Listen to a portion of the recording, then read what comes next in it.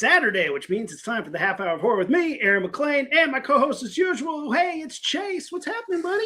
Hey, I'm doing great. Hope you are. Very excited for today. Got an awesome guest and talking about an awesome movie coming out that we got to see. We got an advanced screener to see it. It's not often that you get sent a screener. Not only that it's good, but that it's really good, and it's going to be in theaters. So we have the director of this movie, Hunting Matthew Nichols, which comes out April 10th. The director's here, Markian Tarasiuk. Welcome. How you doing, buddy? Thank you. I'm good. It's hot, a little hot in LA, but you know, we're surviving. Yeah, I feel that, man. I used to live in LA. Love it. I miss it. I'm down in Atlanta. But I was just in Atlanta. Sorry. I was just in Atlanta like a month and a half ago for the first time. What a great city. Yeah. It's so fun, right? Did you get to hit up the plaza? No, I didn't hit the plaza. I went to you got this other like marketplace. Pont City. Yeah. Did that one. Yeah, I was only there for a day, so like cut me some slack. Well, since as somebody who loves movies, as somebody who makes movies, you got to hit up the plaza. It's like one of those old school like grindhouse theaters with a lot of character. They do like horror screenings with like whole vaudeville show wrapped around them. Silver screen spook show. They do like really awesome 35 millimeter. I saw The Shining in 35 millimeter there. Like you'll love it. It is a haven for film buffs, and just like what a cool place. If you get some time in Atlanta again, come by, check it out. I'd love to show you. But we're not talking about Atlanta. We're not talking about that. We're talking about movies. You made a movie, an independent film. It's coming out so soon. Hunting Matthew Nichols, like Chase and I said, we got to see it. You got a banger of a movie on your hands, man. You really, really, really blew us away, because I get screeners all the time. And a lot of times, no offense to if you sent me a screener, I'm not talking about your movie. A lot of times they are, how do I put this plainly? Victims of their budget, low budget independent films. And you obviously made every penny appear on screen and made a very high quality. Thank you. I mean, that's incredible to hear. I mean, and that is a kudos to like our whole team, from the crew on the set all the way to like post production. We were so lucky, and a lot of favors were called in from very, very talented people who made that look like way above its weight. So I'm so happy to hear that, and they would be too. Awesome. Yeah, absolutely. So you are an actor, and Hunting Matthew Nichols is your filmmaking debut. Did you find it to be a challenge, or did you kind of use inspiration from other and kind of take guidance from other people that you've worked with, like other filmmakers and directors in the past? Did you kind of use that as kind of an example for your directorial debut?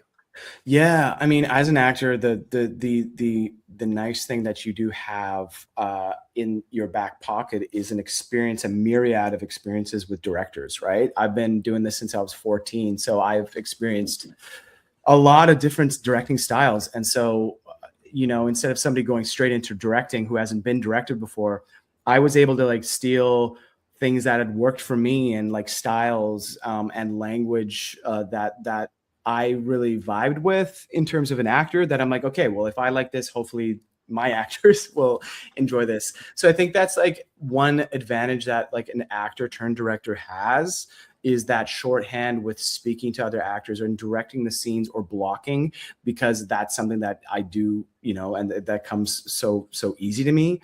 So that's definitely what I did. I think though I had a very peculiar experience on this one, or unique, because I was also acting in it, but I was playing myself, the director, in the movie that I was directing. So we went as meta as possible with it. So it was interesting because I was in the movie directing. So what I would do is, if I wanted the actor that I was in the scene with to do something or change something, I would try not to give them a note. I would try to lead them there within the scene as their scene partner. Oh, wow. That's kind of fun. Yeah, it became just like a different way of directing that, okay, if I want Tara to get angrier in the scene, let me as Markian amp her up a little bit. I'll just get her angrier by saying something or raising the tone of my voice or changing, becoming more mean. And she's such a good actor, Miranda, and everybody was in the production, that they would just pick up on it and go with it because I encouraged it. So I think like I acted through, I directed through acting. Does that make sense? In this Absolutely. one? That's what happened. It's a unique place you put yourself in, and pulled off very well. And to talk about the acting, docudramas in general, and mockumentaries, however we want to categorize them, fake documentaries are hard to pull off because not everybody who's good at acting can pretend they're not an actor. And it seems so natural. I mean, your lead's phenomenal. Absolutely, Miranda. Absolutely phenomenal performance from her. But like even your the other actors in the project, the woman who played the investigator. Christine. Yeah. I believe that she was a cop. I believe that she was a detective. Yeah. So good. Yeah. So, okay. Fun fact about Christine Willis, her dad. So I didn't know this even when I was doing the auditioning process. Her dad was an RCMP, a police officer on the island growing up. So she knew, she was actually schooling Sean and I, because Sean wrote it. She would be like, hey, Sean, this is actually not how the procedure works. So how lucky. We're like, yeah, Christine, anything, please correct us, because we wrote this. And so she would like, this is how this would go down. And then I'm like, can you just do that in the scene? Like, don't tell me, just let it go down the way that Christine Willis wants this to go down as a person who's got this experience with her father. So yeah, she just nails it. I was so lucky. But you're so right in saying, Aaron, that like, just because you're a good actor does not mean you're a good actor not playing acting. Like, to play a mockumentary is a totally different ball game. Yeah. And it was just like an audition process that I had to go through with everybody. And I would give them the sides, and then I would, again, directing through acting in the audition, I would improvise with them and go totally off script to see what happens. And all the actors that I got on this movie were just so fast that I'm like, I trust these people because they know that they can just shift and change and then when they were given lines, it was just so easy, to be honest. So yeah, just super incredibly lucky to find the actors that I did on this. That's actually one thing I was going to say. A lot of the scenes in this film, it doesn't feel like, you're just reading off the script. It actually felt like natural conversation. Especially there was one scene where you and Ryan were in the hotel room after Miranda's character, Tara, had saw something. I'm not going to go into spoilers. Saw something. And you and Ryan are just sitting on your beds, like, just having this conversation, and it doesn't feel like stuff that was from a script. It just feels like two guys just naturally talking, and I absolutely loved that. If you want to see on YouTube, there's the extended scene of that scene on YouTube. We've actually posted all the deleted scenes and extended scenes early. Oh, wow. To make the viewing experience that much better for people.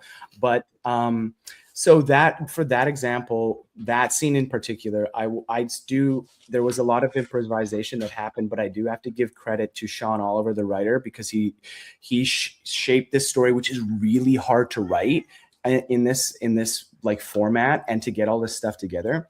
But that being said, that's a great example there, Chase, of that scene.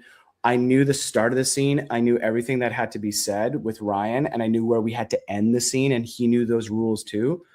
And then I told him, I said, Ryan, you poke the holes. Maybe you buy that this is a real video, and Markian's position is this is not. Now let's just have a fight and try to school me, and I'm trying to school you. So that's your opinion. That's my opinion. And yeah, so we did that scene, I think 4 times, and every take was between 8 and 20 minutes.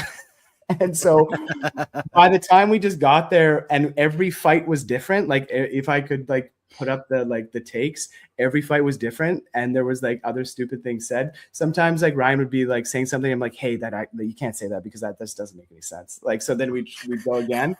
Yeah, that we had a lot of fun in that scene particular with just improvising, but like fighting and yeah. But Sean gave us such a good roadmap as a script that everything was so clear for us that we could improvise, right? So that brings me to a really good segue into a point that I had is, so when you write a movie, you know all the pieces where they fit in the script stage. With a documentary, you interview people, and from what they say, you then go get B-roll. You basically build the visuals from the interviews. When you're making a fake documentary, what is the process, and what did the script look like for you guys? Was it more paraphrase for improvisation? Did it have a basic outline of what was to be said? How did that script look when it came to this style? Yeah, such a puzzle to make what we did look, again, not to like pump our own tires, but to accomplish what we did and make it look natural and off the cuff is like the complete opposite thing. Like Sean and I worked on that script for like a year and a half, 2 years, because of the mechanics and how do you write that, right? And Sean actually started with a 50-page outline of the script, and it was just a description of what had to be said and what had to be shown. From there, we started pitching the movie, and then you can't send a 50-page kind of like novel. No. Production companies, they want to see a script. So then Sean made it into a script, took his outline, put it into a script. But then even from there, it's like the shape, because then we have to do a production shooting script, right? We can't just improvise where we're shooting every day. The locations need to be locked. The actors need to be locked. So he just him and I just worked together, and he did such a good job of creating a documentary in a script. To be honest with you, like, we'll release the shooting script one day so you can see how this thing went down. But a lot, especially the interviews in this, are scripted, and then he writes B-roll, because I had to know as a director, I had to go get that B-roll. So we had to shoot the interviews, but then it was a nightmare to schedule, because it would be like, hey, this B-roll day, you're near a beachfront, so make sure you grab that B-roll from scene number 1. But now, like, so we would have all these like we had a whole nother production shot list just for B-roll, and there's tons of it. And you shot all that B-roll? Yeah, for the most part. You didn't buy it? Some is bought, but a lot of it is we shot it. So big drone days, big old drone days.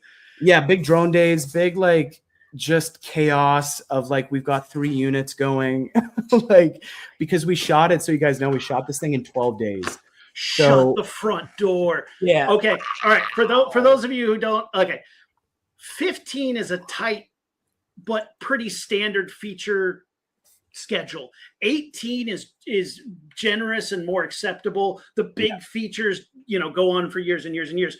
To shoot it that fast it's ridiculous. Hats off to you, man. I'm absolutely flabbergasted that you said, yeah, we'll do that. Sure. Sounds like a great plan. We actually, guys, we actually we scheduled for 13, and I came in a day early because I got everything. So for an example, say like what happened is the motel scenes, there's a lot happens at that motel location. So that happened over 3 days, but by the end of the second day, I was done. I'm like, I got it. Also, I got to give everybody a day off in the middle of production. That was supposed to be our third motel day that we didn't need. But yeah, it was because, look, 2 things I think with this movie was because we didn't have to set up lighting. There was no turnarounds, right? Yeah. Once I set the location and all the practical lights was our lighting, we had some supplementary at times, but for the most part, we lit the entire location to be lit practically. And then there was never a turnaround. So once we set that location, we could just shoot and keep moving around or change the blocking. So there was no waiting for anybody. Yeah, that's so key, because changing the lighting setup, and then when you do the flipper, yeah, absolutely, that's amazing. And I mean, then you have your interview setups, which is basically one lighting setup. So interesting. As a VFX supervisor, one of the things I really key on is graphics, titles, and animations. And wow, you got all of it in there, man. Your opening titles, even just with the way the letters come on screen for the directed by, starring by, I love a good, like, you could have just thrown the words up, but your letters do interesting things. There's little subtle animations inside the titles. And then in the middle of your movie, you have a incredible animated lore sequence with like talking about Wendigos and Japanese folklore and this, like, the myth of Roy Mackenzie, which we won't get into because it's, oh, you guys wait till you find out about Roy Mackenzie. I was super pumped about this animation, man. The consistency of style, getting animation done on a budget is so hard to do, but somebody leaned into a style, a very like chalky pastel, dark shadows, red, black, white, very cool animation. Who did it? Can I get a shout out for him? Talk to me about it. You guys, big shout out, Nicholas Luchak, Area Man Studio. He is my cousin who did the there you go. Yeah, so Nick and I, what's funny about Nick is I have always admired him. Growing up, he was the most talented illustrator I've ever met. And I remember I idolized him. I would get him to draw things for me, like Spider-Man, and like, incredible guy. His Marvel drawings are unbelievable. Like, this guy, like Nick, could be working for DC or Marvel. Now, as we got older, he went into illustration and animation. I went into filmmaking, and we had worked together with graphic design before, where I've hired him as an artist on other projects. But this was the first time we came together to do animation. And I was like, Nick, I got a job for you finally, brother. And that's his style. Like, so what you're seeing on screen, Nick has a very specific, unique style. That is what you see there. So when I was asking him to do the Roy Mackenzie and all these animations, I said, do it the way you want to do it. Like, don't let me come in here. And he came up with like the animatics for that. That was his first draft. So I was like, love it. Wow. Do it. I was like, I love it. It looks great. Keep going. So that, like, big shout out to him. And him and I are actually working together right now. We're doing an animated short together. So we're in the middle of another project together, because I had such a good time. Obviously, I love him. He's my cousin, but he's so talented that I'm like, his talents need to be seen in the world. That he's such a talented animator. So yeah, I'm glad. I'm blown away because you're telling me one guy did that. Like, one guy. I have teams of VFX artists who I work with, and it's like it takes 5 or 6 people to do full animations, because you have somebody doing the layout, somebody doing the interstitial, somebody doing the compositing. To have it be one person to knock it out of the park that hard, that's whew. Yeah. Mad talent. I'm gonna tell him you said this, because he deserves his flowers on that. He had one other animator come in right at the end to finish. His name's Nathan Motzko. So there were 2, but I would say Nick did 85% of the work, I think. Wow. And they just needed some help to get it over the finish line, because we got really crunched at the end when I hit him with a delivery date. Yeah. yeah. Now, when with this film, you said you've been acting since you were 14. Yeah. Is this a project that has kind of been long in the making? Is it just something kind of you and Sean kind of came up with together? Or is this kind of something been like in your back pocket for years and you're like, yep, now's the time to start it? How did this all come together? It came together out of, Sean and I used to produce theater actually in Vancouver. He had a company, I had a company, and we were theater guys for so long. And then we both kind of left theater in 2019, and then the pandemic hit. Theater independent went away. It's still not back at all in Vancouver, at least.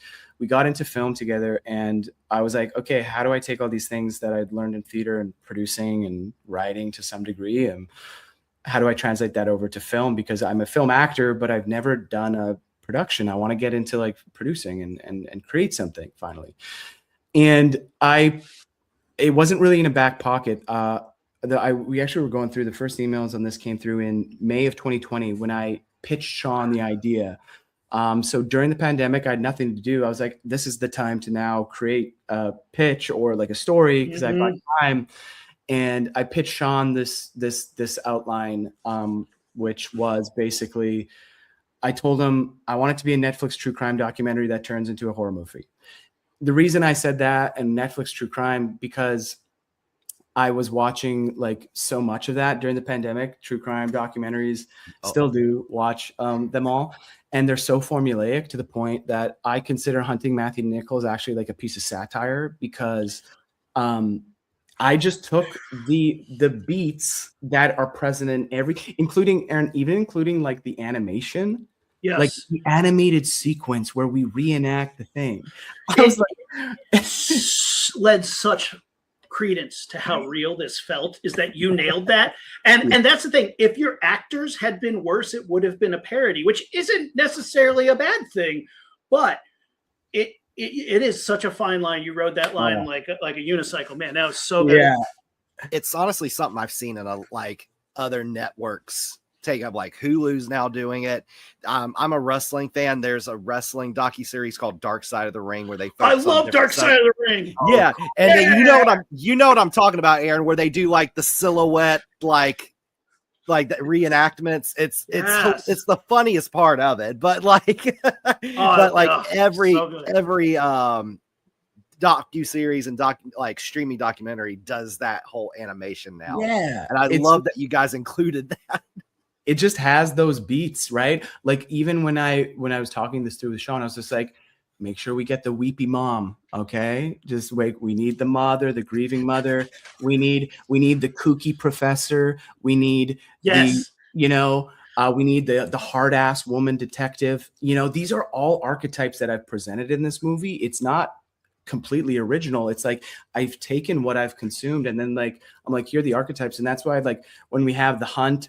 If you go into our interactive game that we created online, we have all the tarot cards of all the archetypes, right? So there's the director, the sister, the brother, the detective, because these are all like game pieces, like in Clue to me, and that's how I approached it. Very cool. And that's also though how these things on Netflix are shaped, is they have stereotypical people. They create the villain of the documentary, right? Like they do these things in actual documentary that I was like, this is very story driven. And these are very narrative driven beats. Therefore, I can just make one, right? Like I can just do this and then turn it into go somewhere where I want it to go, which is into horror Scareville, right? You keyed in. Oh man, I want to get into the game and some of the promotional stuff that you've been doing. We'll do that in a little bit. I want to ask about the VHS tapes. Yeah. Were they real? Did you find them? Did you make them? Because that felt real. Okay, so a fun thing. Everything in this, again, when you talk about authenticity, everything is authentic. So the camera and all the home videos, we found a camera from 2000 and shot everything that you see on that video camera. That Palmcorder, that Panasonic with the VHS-C is actually, and then we had to go send that to a house to get that all digitally transferred. And I wanted that because I knew I can tell when footage is downgraded and I can't stand it. And I wanted to make sure that was authentic. So everything that you see from the past is from the past. And then any other stuff that you have is actually my home videos, Miranda's home videos from the 90s. So again, all that footage is actually from the time. So that is Palmcorder stuff. And yeah. Wow. I love that you did that, because again, with so many found footage horror movies where it's like, oh, this was a tape found in 1995 and the movie came out like 2012, like you could tell it just looks like they used a regular film camera. They just added filters and grain and post. Where I love that you guys actually this was no grain added in post. What you're seeing is what the raw footage was. And that was, always important to me. And then the camera had this like hiss to it.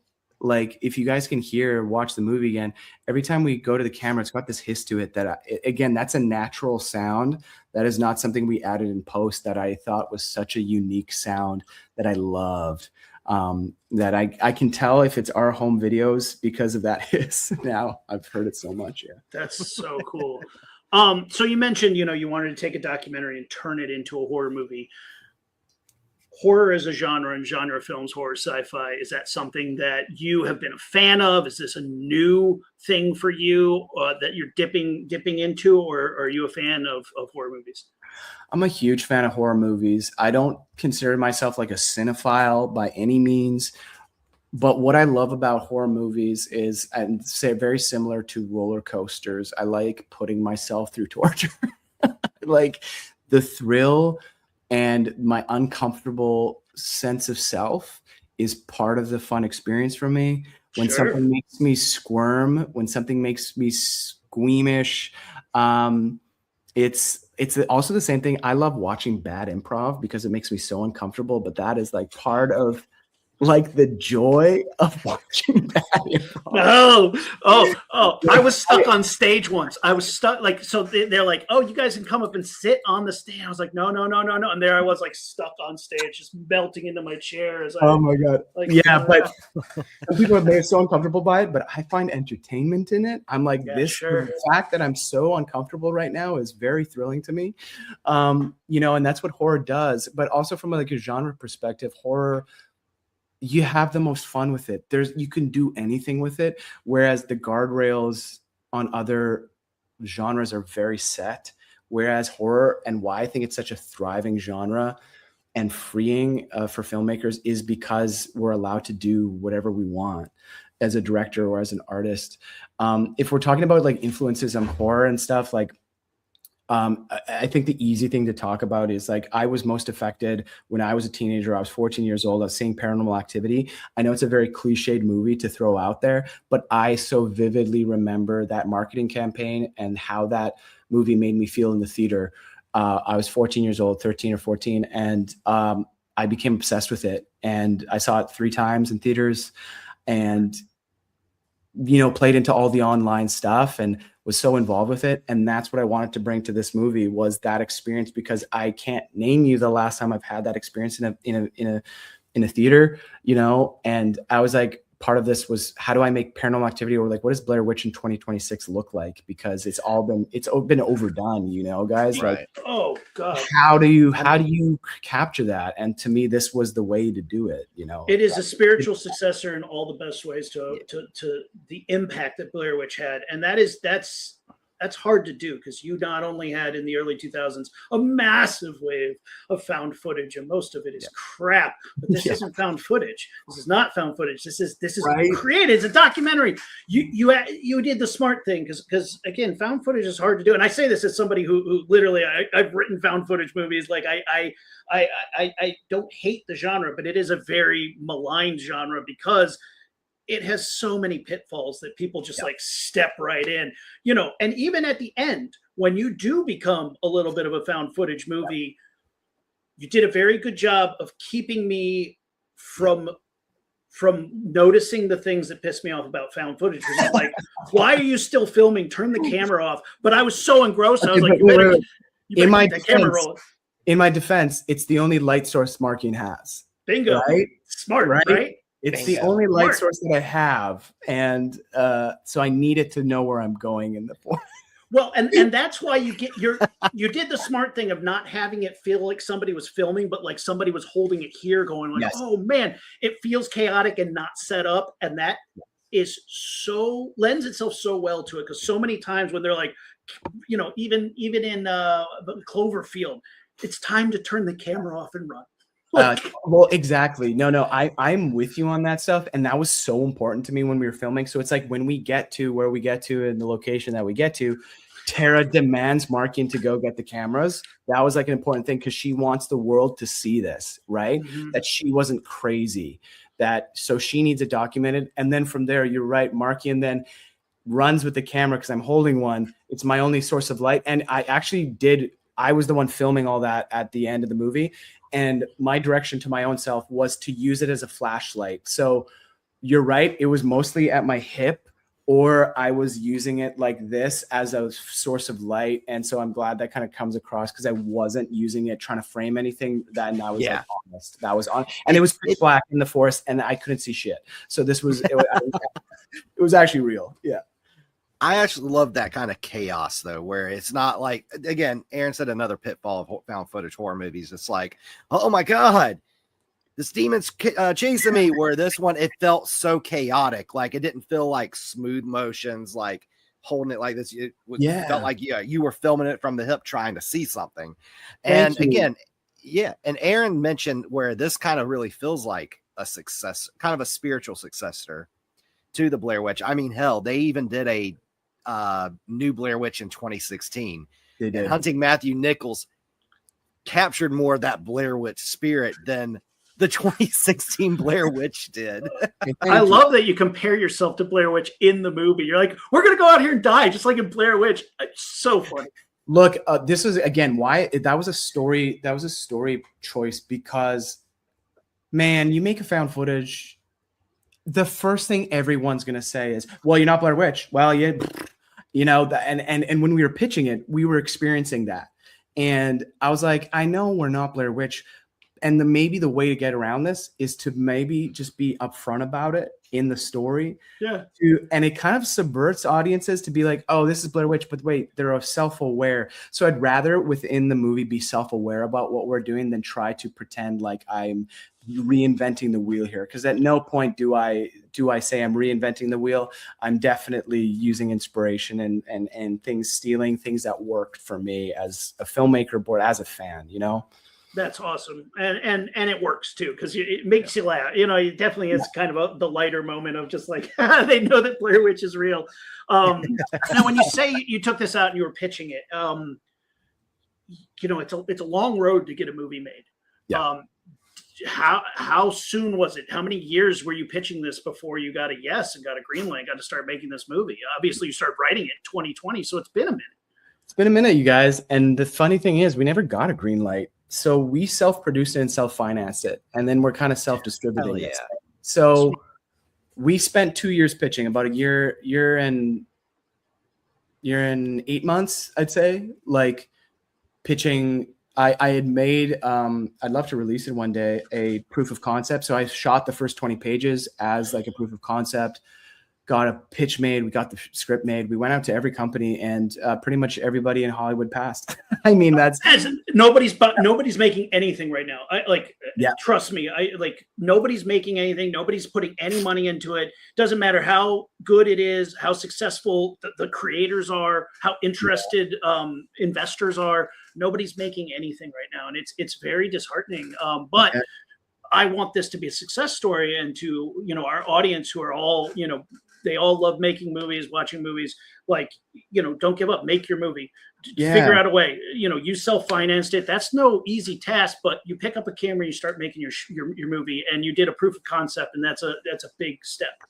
Yeah, the proof of concept helped us, and it just got to the point actually. So the other part about this story, though, the unfortunate part about it was the strike happened, the SAG strike.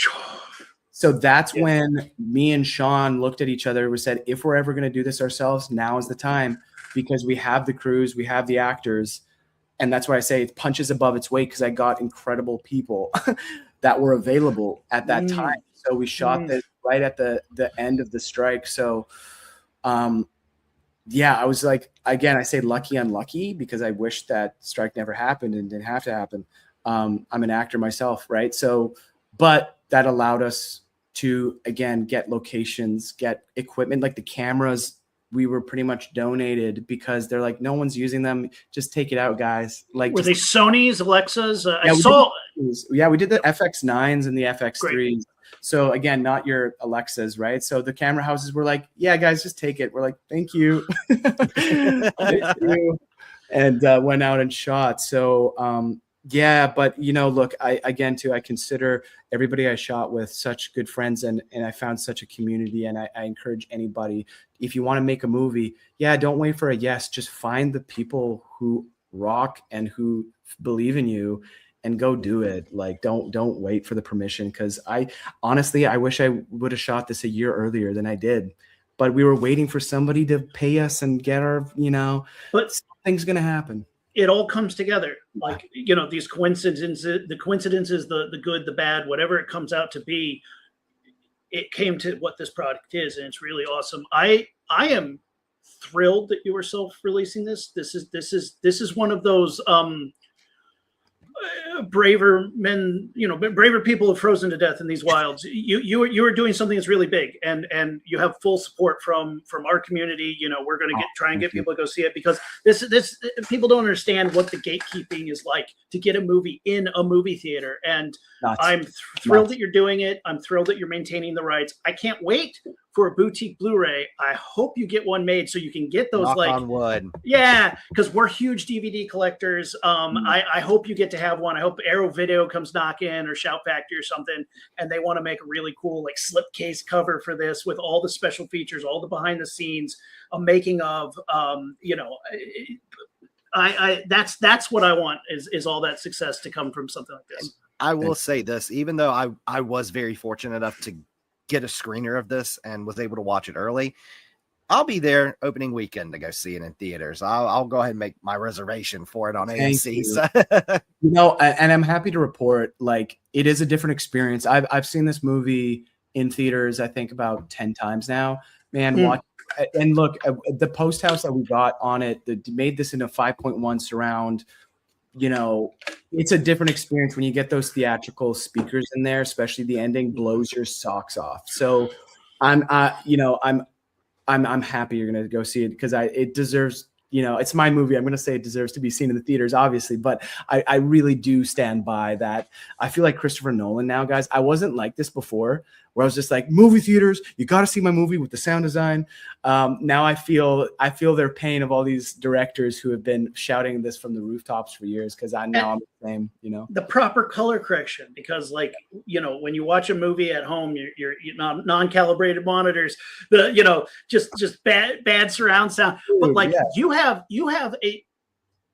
it's not a jump scare heavy movie. No. But there is a sound design thump on a cabin door that made me jump out of my skin. I jumped and I was like, they got me. It was so funny, because it's like this really quiet moment that makes you lean into it, and then bam! And I was like, yeah, it feels good. That was a good one. So I hope people are jumping out of their seats at that one. Yeah. It gets pretty intense, and happy to report, in theaters, that it's coming from your right side. It just hits you. It hits you. Oh man. What other influences, when it comes to, I think Paranormal Activity is such a perfect influence for this, because it is a successor to Blair Witch in its own right. It really did reinvigorate the found footage craze, for better or worse, but it did a good job. The first one is actually a pretty solid movie in so many ways. Too. I'll stand by the third one. And you mentioned we could either talk about gimmicks or talk about other movies. Sure. Let's talk about gimmicks at the end, because you have some really cool stuff going on. Are there any other films growing up that just you're like, man, I love that horror movie. That's a fantastic one, because we usually put together a big list of movies to watch, but today we just want to talk about your movie. But I always love hearing what people, gravitate towards as far as creature features, slashers. What's your kind of go-to? Oh man. Okay. So again, big part of this movie influences The Ring. I was right I was the ripe age. I was the ripe age at 2003, right? Was The Ring that came out. So when you're talking about influences on my movie, that's why a large part of watching the tape was a big part of this movie. And once you watch the tape, there's no going back. You are now down the rabbit hole, right? So that was my influence for this movie on the tape watch, because I was death scared of that movie when I was a kid. Oh my God. I thought I was going to she was going to come get me after watching the movie.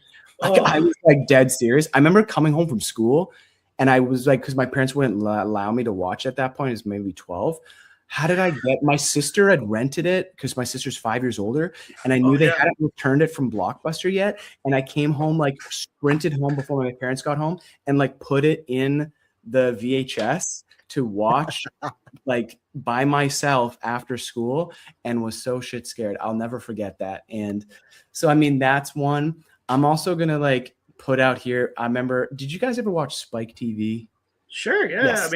I remember it. Yeah. 2000s. Yeah. They did. They would do the Halloween horror marathons. Yeah. So the original like Friday the 13th on there and all the subsequent like sequels, the original like Nightmare on Elm Street, those like 70s, 80s slasher movies. I don't know how to describe them. They're so perverse. They are so sexually dark and like charged that horrified me, but like interested me. And I think that's like where Scream comes in the modern era, is that sexy, like, why is this weirdly, I don't know. It's punishing. They want you to be like, I'm a little turned on. Oh God, murder, death. Oh God. Yeah. Like they want to they want to yuck your wow super hard in these movies. I mean, how many times have we seen on TikTok thirst edits of all the ghosts of different ghost faces? I mean, right? Yeah. I mean, but and this is a question to you guys. I'm like, I don't know if like horror these days tantalizes me like that anymore. Like the modern stuff, like I still go back to that older stuff. I'm like, it still has that effect on me. Is it something we lost like in the cultural, like something in the 80s? Yes. I don't know. There is. Can we bring that back? Is that possible? Well, so here's what happened. Yeah, it's not fun, but AIDS happened. So okay. Movies were super sexually charged, and it was all about free love and teens hooking up. And then in the 80s, you have the AIDS epidemic, which is a horrible pandemic, and people are terrified of sex all of a sudden. Right. And so they got away from that. Then in the 90s, they're too busy being mean to each other to have fun. Scream kind of brings that back, but now people are so it's kind of funny. We're in like a new age conservatism, because I'm a huge cinemaphile about how we go through these waves. No, this is great. This is awesome. And we're in a new age of conservatism where people don't like open intimacy in films. Like people are turned off by nudity in films, when that used to be such a staple of horror films, where it's like, oh yeah, you got to get a little of that in there, and they loved it. And nowadays it's like that kind of turns off audiences, and there's nothing to make people more uncomfortable fast. And I think it's also because right now, the biggest demographic in the 80s and 90s and early 2000s, you'd go to movies with your friends. Right now, the biggest demographic going to movies is with your parents, and nobody wants to see TNA with your parents.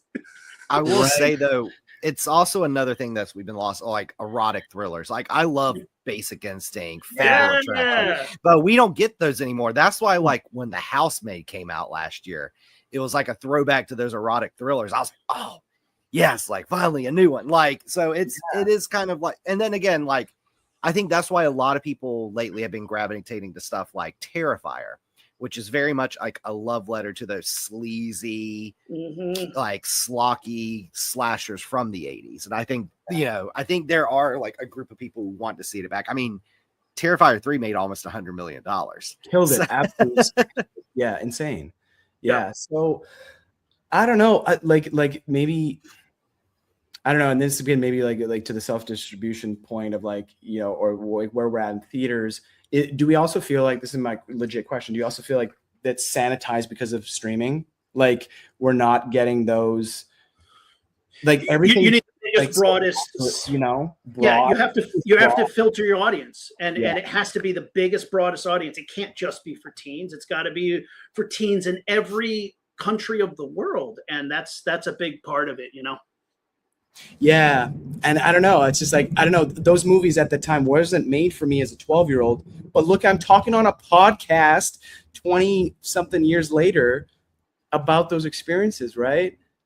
Those are the things that stand out to me the most as a director, and that like those, or as an artist, or just as a human being, like, and those are experiences I hope from now on, like I try to consider like, the experience of this from my standpoint, because those experiences with Paranormal Activity or The Ring or like watching Spike TV, how do we recreate those for audiences today without it feeling so disposable? Our content so disposable, our movies so like algorithmic, just like swipe next. And that was a big part about this like distribution with us, was like, I didn't want this movie just to get thrown up onto a thing it's forgotten about in a week. Like, I want people to experience this movie, and I want to do this marketing because I want marketing to have an effect on the way you watch the movie and vice versa. Because that's fun, right? It's something I know I told you, Aaron, not too long ago, especially during the Netflix, the attempted Netflix Warner Brothers Right. attempted merger. Because I told Aaron, I was like, the only thing I'm worried about is like a lot of these streaming services like Netflix, and it's not just Netflix. It's pretty much most streamers. They don't view these films as art, as say a theatrical studio does. They view it as content. They're going to try and pump out as much of it as they can. They want to release like a new show and a new movie every week. And don't get me wrong, there's been a lot of great films on Netflix that I've really enjoyed. There's been a lot of great films on Hulu I've really enjoyed, but it's just like I would say the only exception would be Shudder.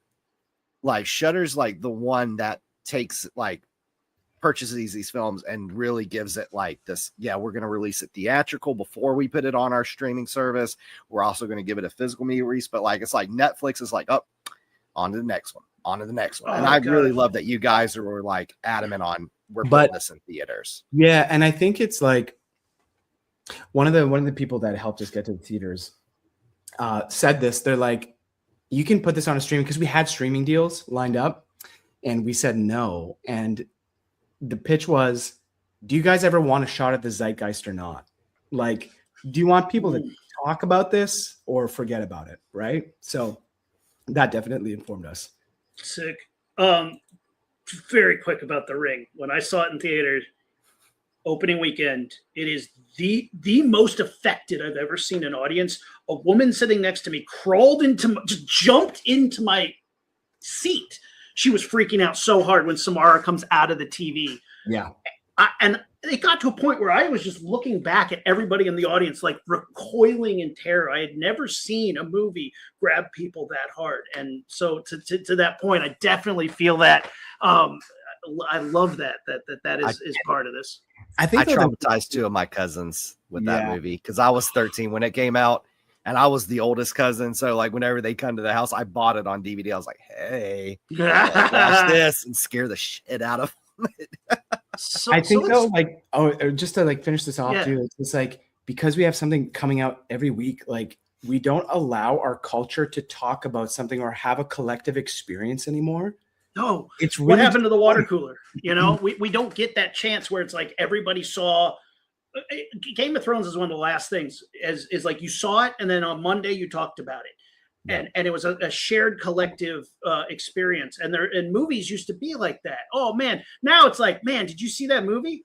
I didn't know that movie came out. I didn't know that was a movie. Where's it playing? Oh, I don't have that subscription. I can't see it. It's like, it's nuts. So it feels like everybody is siloed within their own viewing experience. And they want that. That's on purpose too. Yeah, I know. But it's like, purpose. Man, isn't talking about something the most fun? Like we're talking about this stuff right now. Isn't this fun? I mean, look how jazzed I am. I mean, come on. We all are. I mean, we had a similar conversation during our American Horror Story episode, where we talked about how really the first 5 seasons, that was a water cooler show. You'd watch it Wednesday night. Next Thursday, you were either in class or at work talking to your coworkers about it. Yeah. And that really stopped in 2016. And that's when Netflix really started pushing heavy on we're going to release a show like almost every week. Yeah. And all the episodes every week. Yeah. When, to bring it back around to say like Blair Witch, when they released that movie, they said it was real and some people believed it. And on some of your social media and on some of it, people are like, what can I do to help find these poor children? And some people are either playing into it for you or believe that it's real. So when it comes to the gimmick of sales and trying to make something like this feel real, I mean, I've seen you do interviews in like a neck brace and bruises from being beat up in the woods by Roy McKenzie. Yeah. What has that been like? What has been your thought process? I want to get into the tarot cards at some point in this part of it. For sure. I mean, Chase, you mentioned earlier in here WWE. That's how I view our marketing campaign is WWE. It is performance art that you can interact with, feel like there's villains, feel like you're a fan, and play into the whole fantasy of the entire movie, which is this world that we created and this fake town of Port Rupert, which has its Instagram that is like a Karen God, that's the villain, right? So it's about like when we were talking about how to market this movie. How do you pull off what the Blair Witch did? You can't. Okay, number one, we know we can't. I can look you up on IMDb and see that she's fine. Yeah, but we're not like the Blair Witch, where they went to lengths to make sure that they thought they were real, right? Like the actors, they wouldn't allow them anywhere. They weren't allowed to do interviews. Like they went to lengths, and that's great because you could do that at the time. Now we're dealing with new rules. And so my whole pitch to everybody on the marketing team was this: think about it as WWE. I can be in character. We can have characters, and if people think it's real, great. If they don't, I don't care. Like, it's still fun to watch. It's still fun to consume and see. And that's what I hope. But it's so funny because people get so pissed. Oh my God, that we even attempted to fool them. Like the people are like, fake, stupid. This is so fake. It's just like, we know, guys, we're not out here trying to really fool you. It's a film. Just hold on here. Like, don't get so angry. But Anthony Hopkins, go ahead.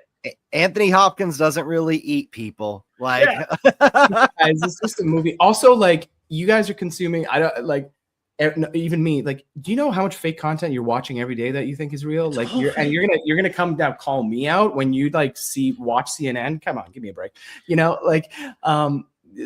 So it's. Yeah, the stuff is hilarious. I wish you could see some of the Facebook comments we've had on a few of like these like case file videos we've made. Oh my God. The prayers that have gone up for Matthew and Jordan are actually really heartwarming, but at the same time, very alarming because it's so easy to trick people still. I think that's also like a case study is like, yes, we're not the Blair Witch, but misinformation is just as prevalent today. You can just go verify it now. That's the difference. It's crazy because it shouldn't be easier. We have access. Like I said, if somebody's like, "Oh my God, did this actress die?" Yeah. IMDb. Oh no, she's got a movie coming out next month. Like, you can five other projects lined up. Yeah, five minutes can solve these problems. But like back in the day, like back in the 70s, Ruggero Deodato, who did Cannibal Holocaust, he literally hid his actors, paid for them to go on vacation and disappear. And he got hauled into court because they're like, "Did you kill these actors?" And he had to bring them back out of hiding to be like, no, they're alive. They're alive. I promise they're alive. And like, people couldn't verify that, you only got information from newspapers and magazines. Nowadays, you have all information at your fingertips in your pocket. And people are like, "Oh, these poor boys." I know, but it's like a huge smorgasbord like right now all over the place of reactions. But at the same time too, like, it's kind of like doing the job that I wanted to do. It's driving engagement. And like, look, we're a small movie. We don't have marketing dollars like the studios do. We're here kind of scrappy. And it's funny to be like, I think this will drive engagement and like people to interact with our movie, and it's working because, even if people are like, "It's fake, don't see this," I'm like, well, thank you for commenting because it actually helps us. So drive that algorithm up, right? I really appreciate these comments calling us out because it's actually really great for us. So thank you. Yeah, but I just hope if anybody's listening here and like goes to interact with our stuff, it's just like we're just having fun. It's silly. It's silly. Yeah. So to wrap things up, because we don't want to hold you too long, you've been doing the circuit all day, but this has been really fun. Yeah. Really fun. Like, I love talking movies with passionate people, fellow filmmakers, and especially ones that I'm rooting for, because I'm going to be 100% honest. When we first were reached out to, "Do you guys want to check out a documentary horror film?" I was like, "Oh boy, I've seen a few of these. We'll check it out." And I am so happy to have been so wrong, to not only be like thrilled to see this movie, so pumped about it, to not only just like really the fact that it's independent, it's an underdog story. We're rooting for you big time. And to our audience who will be watching this in the future, this is a time travel episode where we're recording it early, releasing it later, just for schedule's sake. I hope you guys are buying tickets to go see this in theaters. Go support independent horror. Go support independent filmmaking, period. But, post about it on social media. Just Yeah. take those 5 minutes. Tell people it's real. I don't care. Whatever you got to Do whatever. Do whatever. Where can people find you, follow you? What gives where's the most support? What can we do?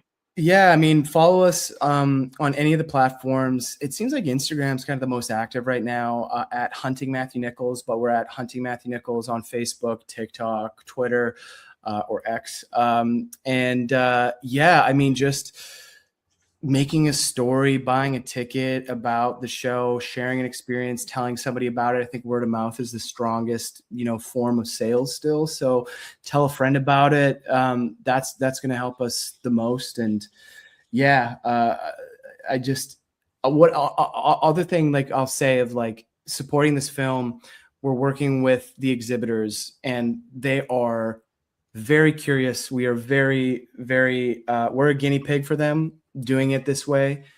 We want it to be successful, not only selfishly, but because if we're successful, that's going to open the gateway for a lot of movies that would never get a shot at going to the theaters would get a shot at going to the theaters. Because if this can work, that means we don't need all those gatekeepers and middlemen. Indie producers can make a movie and get in touch with the exhibitors because they say, hey, worked on Hunting Matthew Nichols, we'll take your call, right? So that's also part of this whole thing is if you want this to work and we want a future for horror, but I think independent film in general in the theatrical setting, support this film because it will mean more down the line. The same thing with like what happened with Iron Lung and Markiplier is like, you want more YouTubers to start getting bigger and creating content? Well, go see it because then it signals to the whole industry that this can work, this is viable, and audiences will show up. And I hope you guys talk to the next version of whoever Hunting Matthew Nichols is, like even this year and early next year, to be like, we saw what they did, we did the same thing, and it was a success again. Keep this going. So yeah. Awesome. Well, thank you so much. I hope any projects you have that are even remotely horror related, you'll come back and talk to us about it. Always. Anything we can do to promote it, send it our way. Literally, send it to us. We'll throw it up on social media, and we'll help you out wherever we can. Because again, to be able to root for a film like this is rare, and really excited. So good luck. Hunting Matthew Nichols comes out April 10th in theaters. Buy your ticket. You should go see it, but just buy a ticket. If you're feeling generous, buy a ticket anyway. But go see it. Go see it in theaters. Get that jump scare in. Enjoy it. Chase, socials, plugs. What do we got going on? First of all, Markian, thank you so much for taking time out of your day to come talk to us. It was an absolute pleasure. And as Aaron said, anytime you got a project, come back. Heck, if you just want to chat, chat Stephen King with us. Yeah, come on back. Yeah, you're more than welcome. I know you mentioned The Shining there. I was like, oh boy, yeah. We could have yeah. I could tell we could talk to you for a long time. Man. Dr. Sleep. Did we like that? Did we like it? Yes, we did. Yeah. Did we not? Did we not? So good. You can see me here every Saturday with you, Aaron, on Half Hour Horror. All my socials at Oh Hey It's Chase, and go see Hunting Matthew Nichols in theaters April 10th. Support independent cinema. Oh, and all things Block of Horror. You can follow us on all the socials and our virtual world at the Block of Horror. And we got to give away some blood coins. So we're gonna we need a good title. We need a single word to give away some blood coin today. We're just gonna say documentary. So if you go in to Block of Horror Discord, open up a ticket, and type in the word documentary, you'll get some blood coins. So do it. Till next time, guys. This has been a blast. Take it easy.